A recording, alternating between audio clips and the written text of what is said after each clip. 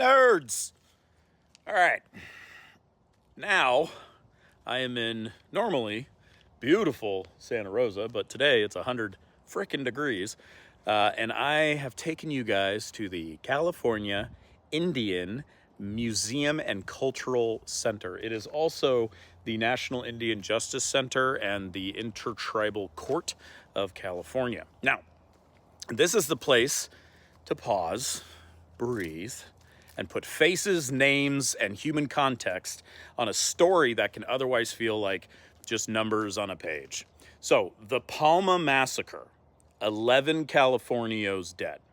Justice served in the eyes of the Lucieno, but retaliation came swift. Californio forces allied with the Cahuilla, I'm not saying that right, Cahuilla.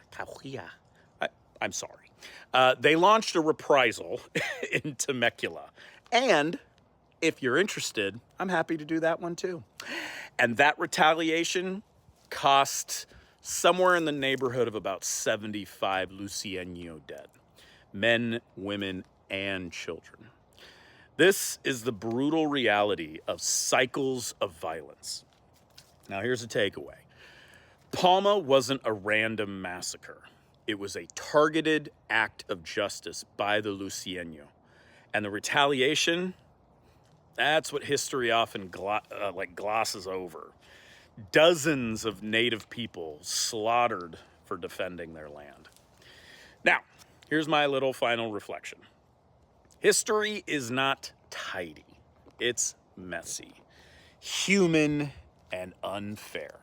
And it's most often told by the survivors of power rather than the powerless.